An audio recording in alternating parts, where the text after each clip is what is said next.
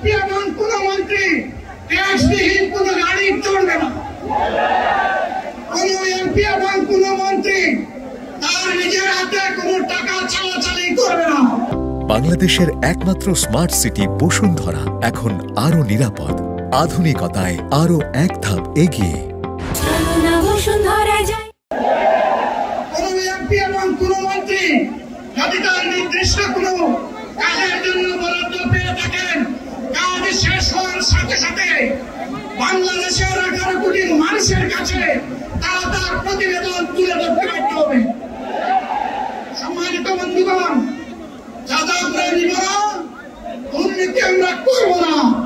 যাদা আমরা দিতে দেব না, দুর্নীতি আমরা সহ্য করবো না। এই বাংলাদেশটাই আমরা দেখতে চাই। যুবকদেরকে আমরা স্পষ্ট ভাষায় বলতে চাই, বন্ধুগণ, তোমাদের সাথে আমরা আছি। আমি আজকে জামাতের আমির হিসেবে এখানে কথা বলতে আসিনি। আমি এসেছি বাংলাদেশের 18 কোটি মানুষের একজন হয়ে কথা বলতে। আমি শিশুদের বন্ধু, আমি যুবকদের ভাই, আমি বয়স্কদের সহযোদ্ধা, আমার বোনদের আমি ভাই। সুতরাং তাদের মুক্তির জন্যই আমি দায়িত্ব নিয়ে আজকে এখানে দাঁড়িয়েছিলাম। আল্লাহর ইচ্ছা শরীর আমাকে সাময়িকভাবে সহযোগিতা করে না, এটাও আল্লাহর ইচ্ছা যে এখন আল্লাহ আমাকে কথা বলার সুযোগ দিচ্ছেন। আমি বলতে চাই, বাংলাদেশের নির্দিষ্ট কোন শ্রেণীর মুক্তির জন্য আমাদের এই লড়াই নয়। রাস্তার একজন পরিচ্ছন্নতা কর্মী, চা বাগানের একজন শ্রমিক,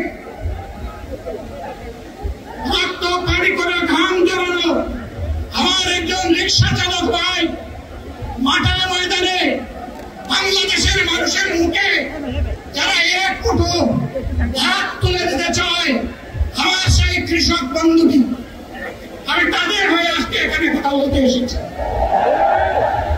আমি কোন অভিজাত শ্রেণীর হয়ে এখানে কথা বলতে আসিনি। আল্লাহ তাআলার বিশেষ মেহেরবানি, আজীবন সকল রক্ত চক্ষুকে উপেক্ষা করেছে, যে জুলুমের পরোয়া করি নাই। আমার আফসোস, 24 সালে জাতিকে মুক্তি দিতে গিয়ে যারা জীবন দিয়ে শহীদ হলো, আমি তাদের একজন হতে পারলাম না। আপনাদের কাছে দোয়া চাই, ইনসাফের ভিত্তিতে একটি দেশ গড়ে তোলার জন্য আগামীতে যে লড়াই হবে, আমার আল্লাহ না সেই লড়াইয়ে আমাকে একজন শহীদ হিসেবে কবুল করেন। For more updates, follow us on Facebook, subscribe our YouTube channel, get the latest update on www.daily-sun.com.